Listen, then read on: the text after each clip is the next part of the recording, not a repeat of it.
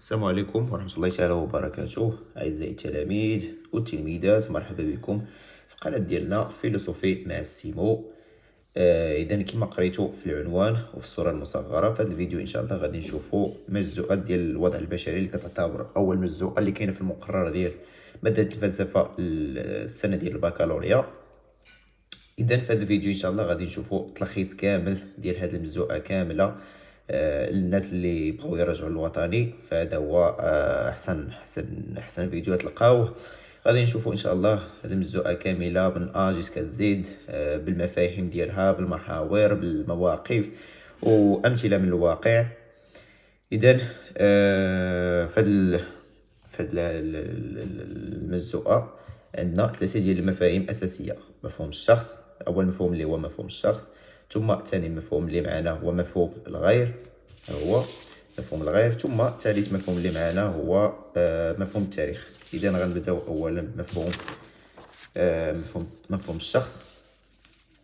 غادي نديرو الشرح ديالو. اولا قبل ما نديرو الشرح ديالو، هذا المفهوم عندنا فيه ثلاثه ديال المحاور اساسيه. اول محور هو الشخص والهويه، ثم ثاني محور معنا هو الشخص بوصفه قيمه، ثم ثالث محور واخر محور في هذا المفهوم اللي هو الشخص بين الضروره والحريه. اذا اول مفهوم معنا في هذا المجزء اللي هو مفهوم الشخص. التعريف ديالو هو: الشخص هو ذات مفكره واعيه قادره على التمييز بين الخير والشر والصدق والكذب ويتحمل مسؤوليه افعاله. وقيل المفهوم واضح، ولكن واخا كنعاود نشرحه لكم. الشخص هو وحده الذات مفكره واعيه قادره انها تفكر، وهي واعيه بالتصرفات ديالها بداكشي اللي كدير. هاد الذات قادره على التمييز بين الخير والشر، قادره انها تميز الخير من الشر والصدق من الكذب، وكتحمل المسؤوليه ديال الافعال ديالها. كنظن المفهوم واضح. ندوزو دابا اول محور معنا اول محور معنا في المفهوم اللي هو الشخص والهويه. الاشكاليات اللي عندنا في هذا المحور هي: ما هو اساس هويه الشخص؟ هل هي ثابته ام تتغير، ام في تغير؟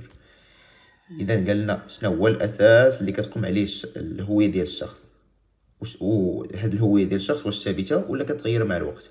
او الفيلسوف اللي كيجاوبنا هو ديكارت، الذي قال لنا ان هويه الشخص تتحدد بواسطه التفكير، وذلك من خلال الكوجيتو. انا افكر اذا انا موجود، فعندما اشك فانا افكر اذا انا موجود، وكلما انقطعت عن التفكير انقطعت عن الوجود. واخا انا اشرح لكم باش تفهموا. قلنا ان الهويه ديال الشخص الاساس ديالها هو التفكير. الشيء اللي قالنا ديكارت، الاساس ديال الهويه هي التفكير حسب الكوجيتو شنو هي واحد هي المقوله ديالو: انا افكر اذا انا موجود. سماها هو هاد التجربه هذه سماها هو الكوجيتو.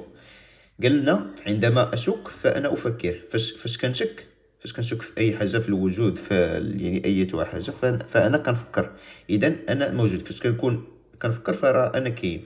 وكلما انقطعت عن التفكير انقطعت عن الوجود، يعني كل ما بقيتش كنفكر كل ما انقطعت عن الوجود. وعلاش قالنا ديكارت ان التفكير هو اساس هويه الشخص؟ حيتاش تقدر تشك في وجود كل شيء الا التفكير. حيتاش ينفوا انك كتشك في التفكير، في وجود التفكير، فراه انت كتفكر اساسا. الا كنتي كتشك فراه كتفكر، يعني تقدر تشك في كل شيء الا التفكير. يعني ومن هنا قالنا ان اساس هويه الشخص هو التفكير. من بعد غيجينا الفيلسوف الثاني اللي هو فرويد، اللي قال لنا ان هويه الشخص تتحدد من خلال اللاشعور او اللاوعي، كما انها تتكون من 3 انظمه اساسيه: الانا، الهو، الانا الاعلى. وهدف الانا خلق التوازن والانسجام بين هذه المطالب المتعارضه. فرويد على العكس ديال ديكارت قال لنا ان الهويه ديال الشخص كتحدد من خلال اللاشعور. يعني اللاشعور هو اللي كيتحكم، او اللاوعي هو اللي كيتحكم في الهويه ديال الشخص. قلنا انها كتكون من 3 ديال الانظمه اساسيه اللي هو الانا والهو والانا الاعلى. الانا هو الشخص بحد ذاته، الهو هو الغير، الانا الاعلى هو واحد بحال قلتي الايغو اللي هو التكبر، هو اللي كيخلي بنادم انه يدير بزاف ديال الحوايج. الهدف ديال هذا الانا هو انه يوازن بين الهو والانا الاعلى، يكون واحد الانسجام بيناتهم. بينما وهدف الأنا خلق التوازن والانسجام بين هذه المطالب المتعارضة اللي هما هادو. هوية الشخص متغيرة لقوله إن الأنا مضطر إلى أن يخدم 3 من السادة الأشداء. يعني جوابا على هاد الإشكالية هذه قالنا فرويد أن الهوية ديال الشخص متغيرة لقوله الأنا مضطر إلى أن يخدم 3 من السادة الأشداء. باش نعطيكم مثال على أن لا شعور هو من يحدد الهوية ديال الشخص. مثلا انت كتشوف واحد الشخص وكتكرهه بدون سبب، يعني انت هو داك الشخص ما دار لك والو، ولكن اوتوماتيكمون كتلقى راسك انك ما كتحملوش.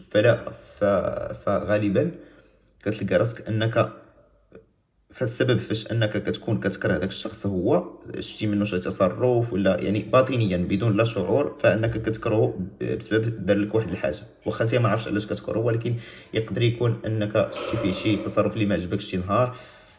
صافي من ديك اللحظه بقى ما بقاش عزيز عليك. اذا السبب فاش انك كتكرهه هو لا شعور. ثم ننتقل لثاني محور اللي معنا في هذا المفهوم اللي هو الشخص بوصفه قيمه.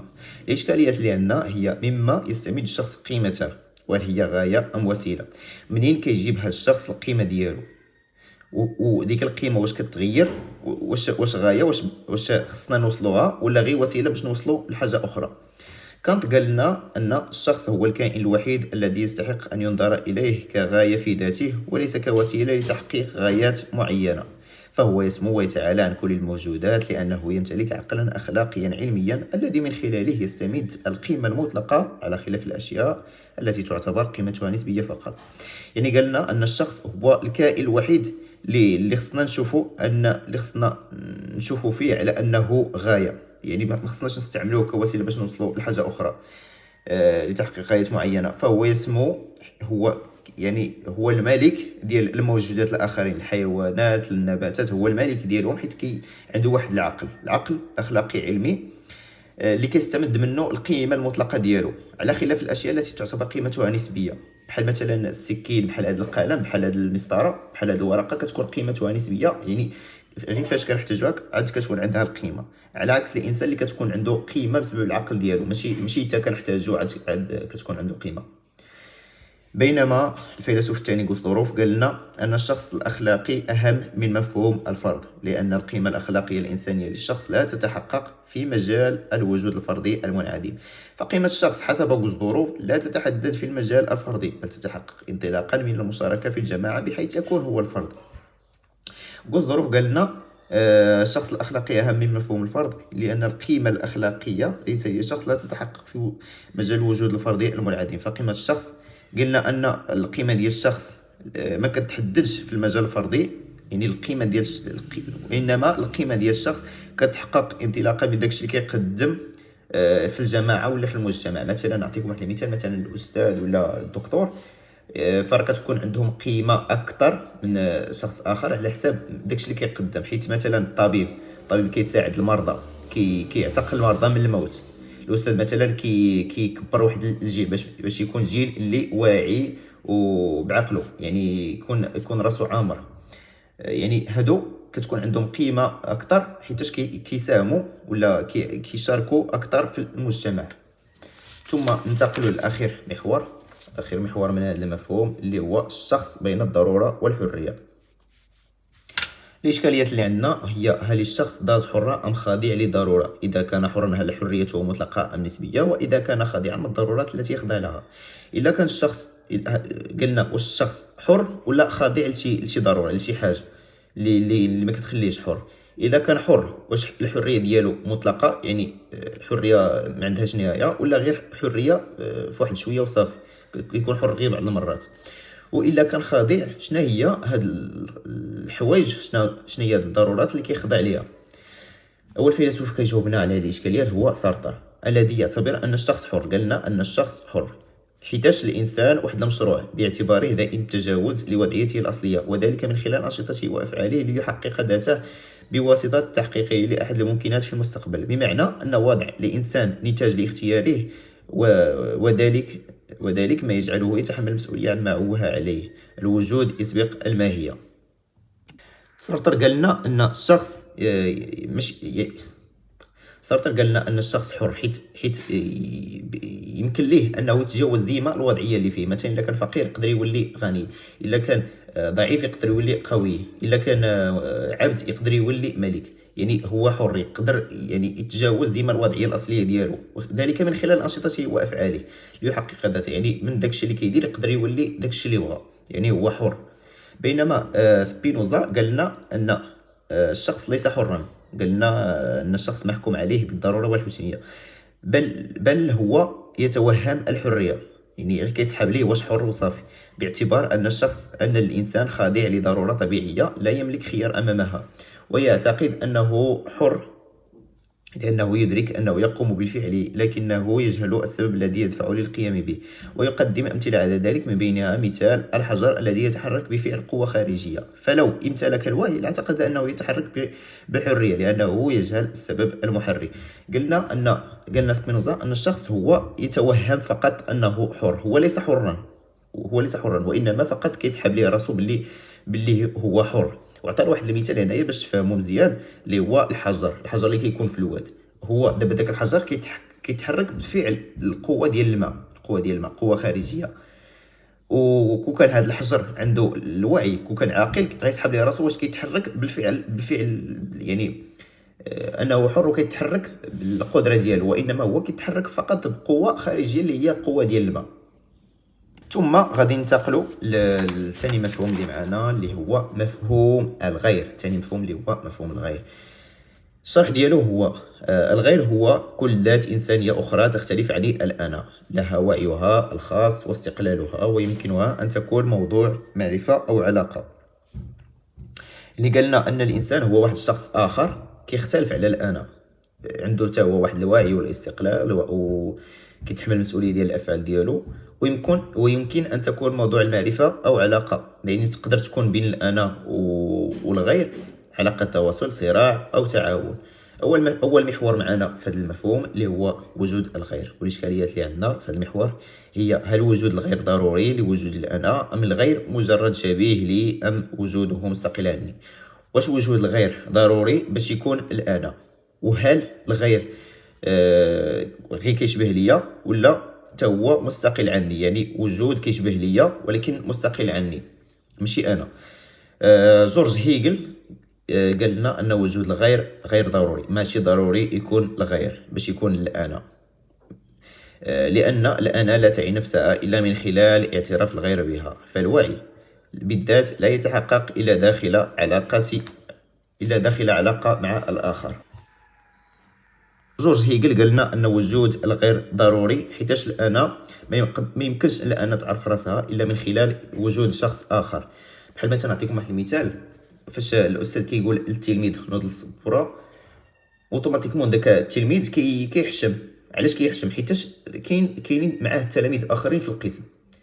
يعني كون ما كانوش التلاميذ الاخرين فراه داك التلميذ ما غيخجلش. يعني وجود الغير ضروري باش ان الخجل يكون موجود. فراه كون ما كانش الغير فراه ما غيكونش الخجل. ما كاينش شي سبب اخر باش ان الشخص انه يحس بداك الشعور اللي هو الخجل. يعني وجود الغير ضروري باش ان الانا يحس ببعض المشاعر. ثم جون بول سارتر اللي قال لنا ان وجود الغير غير ضروري يشكل تهديدا للأنا، لأنه يحولها إلى موضوع بنظرته. لذلك فالعلاقة معه علاقة صراع وليست شرطا لوجود الذات. قلنا أن وجود الغير غير ضروري، وإنما هو يشكل تهديد للأنا، لأنها يحولها إلى موضوع بنظرته، كيحولها لشيء يستشيء الغير يستشيء الأنا.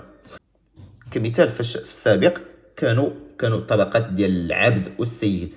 فالسيد كيشوف العبد الى انه فقط واحد الحاجه اللي كيقضي بها الغرض ديالو، يعني يحولها الى موضوع بنظرته.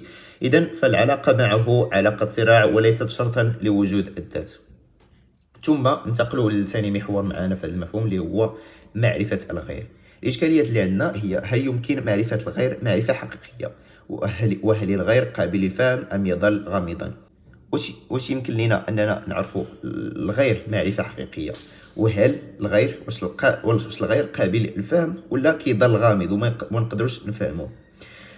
ميرلو بونتي قال لنا ان معرفه الغير ممكنه، معرفة الغير ممكنة من خلال الجسد والتواصل، حيث نعبر عن مشاعرنا ونفهم الآخرين عبر السلوك والتجربة المشتركة. قال لنا ميرلو بونتي أن معرفة الغير ممكنة إلا تواصلت مع الشخص الآخر، إلا تواصلت معه مع الغير، إلا تواصلت معه عبر الجسد ولا التواصل يعني الكلام، فراه يمكن أنني نعرفه، حيث نعبر عن مشاعرنا. إلا عبرنا عن المشاعر ديالنا نقدر نفهموا الآخرين عبر السلوك والتجربة المشتركة. بينما روني ديكارت قال لنا أن معرفة الغير مستحيلة. يرى ديكارت أن معرفة الغير غير يقينية، لأنني لا أستطيع الوصول إلى وعيه الداخلي، وقد يكون مجرد جسد أو آلة.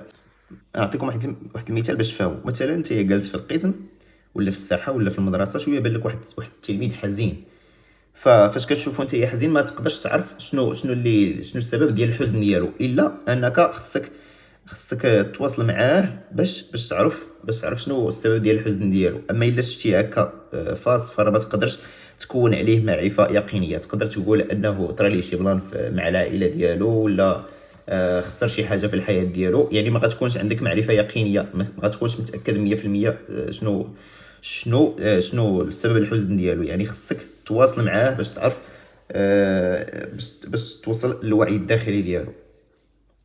ثم ننتقل لاخر محور معنا في هذا المفهوم، اللي هو العلاقه مع الغير. هل الإشكاليات اللي عندنا في هذا المحور هل العلاقة مع الغير قائمة على الصراع أم التعاون؟ وهل يمكن بناء علاقة أخلاقية مع الغير؟ العلاقة مع الغير واش كتقوم على الصراع ولا التعاون؟ الأساس ديال العلاقة مع الغير واش هي صراع ولا تعاون؟ واش يمكن لنا نبني واحد العلاقة أخلاقية مع الغير؟ إيمانويل ليفيناس قال لنا أن العلاقة مع الغير كتقوم على المسؤولية الأخلاقية، حيث يجب احترامه والاعتراف به كذات. يعني العلاقة بين الأنا والغير هي علاقة تواصل. ثم توماس هوبس الذي يرى أن العلاقة بين الناس تقوم على الصراع، لأن كل فرد يسعى إلى مصلحته الخاصة، مما يؤدي إلى التنافس والتنازع. قال لنا هوبس أن العلاقة بين الأنا والغير هي علاقة صراع، حيث كل واحد كيسعى ولا باغي غير المصلحة ديالو فقط، ويوصل لداكشي اللي بغا، داكشي اللي كيؤدي إلى التنافس بين الأنا والغير والتنازع بيناتهم. ثم ننتقل لآخر مفهوم معنا، اللي هو مفهوم التاريخ. مفهوم التاريخ تا هو عندنا فيه 3 ديال المحاور الأساسية، اللي هو أول محور معنا هو المعرفة التاريخية، ثاني محور معنا هو التاريخ وفكرة التقدم، ثالث محور معنا هو دور الإنسان في التاريخ. إذن نديرو تعريف لمفهوم التاريخ. التاريخ هو دراسة أحداث الماضي الإنساني بهدف فهمها وتفسيرها واستخلاص دلالتها. التاريخ هو فاش كندرسو الأحداث اللي طراو في الماضي ديال الإنسان بهدف أننا نفهموها ونفسروها ونستخلصو الدلالات ديالها. أول محور معنا اللي هو المعرفة التاريخية، والإشكاليات اللي عندنا هي هل المعرفة التاريخية معرفة علمية أم مجرد سرد للأحداث؟ وهل يمكن الوصول إلى حقيقة موضوعية في التاريخ؟ المعرفة التاريخية واش معرفة نيت علمية ولا غير كنجيبوها من سرد الأحداث، من الأقاويل ديال الناس اللي دازو؟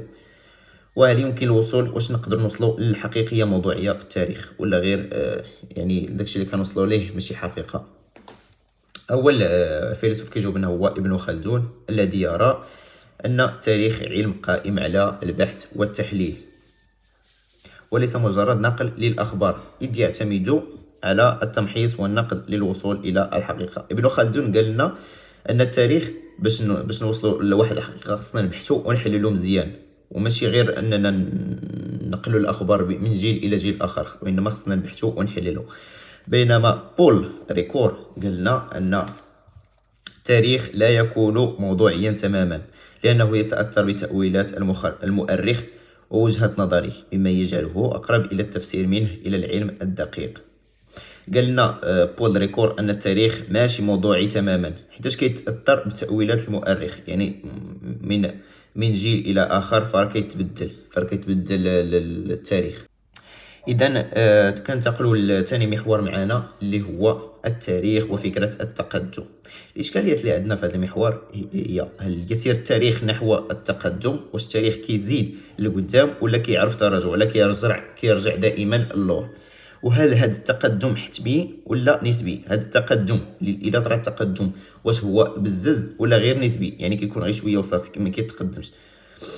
أول فيلسوف كيجيبنا هو هيجل، الذي يرى أن التاريخ يسير نحو التقدم، حيث يتطور وعي الإنسان بالحرية عبر مراحل متتالية، مما يجعل التاريخ في حركة تصاعدية. قالنا أن التاريخ كيسير نحو التقدم بسبب التطور ديال الوعي، بسبب العلم، بسبب التكنولوجيا، فهو كيزيد في التطور عبر مراحل متتالية، مما كيجعل التاريخ في حركه ديما متصاعده بسبب التطور وبسبب التكنولوجيا. داكشي اللي كنشوفو فراه ديما في حركه تصاعديه. بينما فريدريك نيتشه يرى ان فكره التقدم وهم، لان التاريخ يعرف ايضا التراجع والانحطاط ولا يسير دائما في اتجاه ايجابي. اللي كنشوفو في الماضي كيكون الانسان في اوج، مثلا واحد الدوله بحال الدوله العثمانيه اللي كانت في البدايه ديالها، من بعد كانت اصبحت في تطور، تولات قوه عظمى، من بعد يعني ما بقاتش قوه عظمى وتدمرت يعني تفرتكات. يعني ان التاريخ يعرف ايضا تراجع والانحطاط، يعني ماشي دائما التاريخ في مرحله في تصاعد، وانما يقدر يعرف تصاعد وكينزل عاوتاني وكيتراجع ومن بعد تصاعد عاوتاني. يعني التاريخ لا يتقدم دائما. وننتقلوا لاخر محور معنا في هذه المجزوءه كامله اللي هو دور الانسان في التاريخ. الاشكاليات اللي عندنا هي: هل الانسان يصنع التاريخ ام يخضع له؟ واش الانسان هو صانع التاريخ ولا غير خاضع للتاريخ؟ وشنو هي حدود الحريه في تغيير مجرى التاريخ؟ كارل ماركس قال لنا ان الانسان هو اللي كيصنع التاريخ من خلال نشاطه وعمله، خاصه الصراع الطبقي الذي يغير البنيات الاجتماعيه. كارل ماركس قال لنا ان الانسان هو اللي كيصنع التاريخ من خلال داكشي اللي كيدير، الانجازات ديالو والعمل ديالو، الاكتشافات، داكشي اللي كيوصل ليه من خلال حتى الحروب، راه هو كيصنع التاريخ من خلال بزاف ديال الحوايج، خاصه حتى الصراع الطبقي اللي كيكون بين النبلاء ولا الساده والعبيد ديالهم. كيكون واحد الصراع طبقي اللي كيغير البنيات الاجتماعيه، ما كيكونوش كتكونش واحد البنيه متساويه في المجتمع، كيكونوا بنيات اللي ماشي بحال اللي متفاوته. بينما اوغست كونت قال لنا ان التاريخ تحكمه قوى تتجاوز الانسان. كونت يرى ان التاريخ يخضع لقوانين موضوعيه، وان الانسان ليس حر تماما في توجيه بل يتاثر بالبنيات الاجتماعيه والعلميه. يعني قالنا اوغست كونت ان التاريخ هو اصلا يعني غادي كيتمشى لراسو، كيتكون لراسو، وانما الانسان يعني ظهر فجاه وماشي هو اللي كيصنع التاريخ، وانما اصلا التاريخ غادي يعني غادي اصلا التاريخ غيتكون، وانما الانسان فقط هو يعني ظهر فجاه وصافي، ماشي هو اللي كيصنع التاريخ. وهكا كنكونوا وصلنا لاخر الفيديو. كنتمنى من اي واحد يتفرج يدعمنا بلايك وابوني ويبارطاجي الفيديو مع صحابو باش هما يستافدوا، ويخلي لنا شي كومونتير زوين. كنتمنى نكون انني توفقت باش نشرح لكم هذه المجزوءه كامله، وكنتمنى حتى نتوما انكم تكونوا فهمتوا معايا مزيان، وكنتمنى لكم التوفيق في الامتحانات ديال البكالوريا. الله ينجحكم كاملين. ما كرهتش انكم تحطوا شي تعليق لتحت، قولوا امين. الله ينجحكم كاملين ان شاء الله. بك 2026. تحياتي لكم ودمتم في امان الله ورعايته. نلتقي في فيديو جديد ان شاء الله.